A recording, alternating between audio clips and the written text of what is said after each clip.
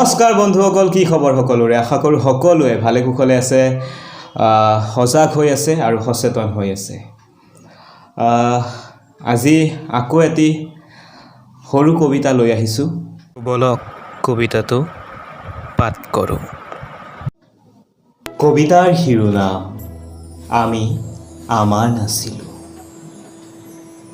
তোপা তোপে নিয়ৰ সৰিছিল, পুৱতি নিশাৰ নিয়ৰ বুকুৱেদি বৈ আহিছিল। অনুভৱত এজাক চেঁচা বতাহ, অনুভৱত এজাক চেঁচা বতাহ। আহ, সেই বতাহজাক গ্লাছৰ ফাকেৰে সোমাই তেওঁকে মোকে চুই গৈছিল। বন্ধ কৰি দিছিল তেওঁ খিৰিকীৰ গ্লাছখন উঠাই, বন্ধ কৰি দিছিল তেওঁ খিৰিকীৰ গ্লাছখন উঠাই।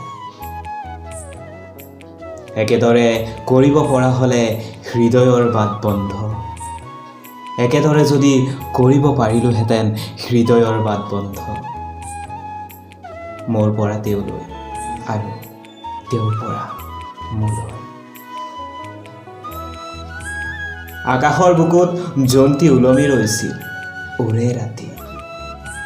আকাশ আমাৰ আছিল, আকাশ আমাৰ আছিল, অথচ আমি আমাৰ নাছিলোঁ। আকাশ আমাৰ আছিল, অথচ আমি আমাৰ নাছিলোঁ। ধন্যবাদ।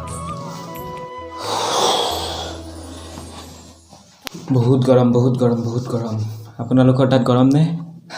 সকলোৰে তাতে গৰম, অসহ্যকৰ গৰম হৈ পৰিছে। তো আপোনালোকে বেছি বাহিৰ নোলাব, মানে ক'লা হৈ যাবতো, বেছি বাহিৰ নোলাব। ধেমালি কৰিছোঁ। যদি ভিডিঅ'টো ভাল পায় লাইক কমেণ্ট শ্বেয়াৰ কৰিব আৰু লগতে মোৰ চেনেলটো ছাবস্ক্ৰাইব কৰি ওচৰত থকা ঘণ্টা বটনটো দবাই দিব আৰু নিজে সজাগ আৰু সচেতন হৈ থাকিব প্ৰতিটো ক্ষণত, কাৰণ কৰোণা এতিয়াও শেষ হোৱা নাই, লকডাউন শেষ হ'লেও। ধন্যবাদ।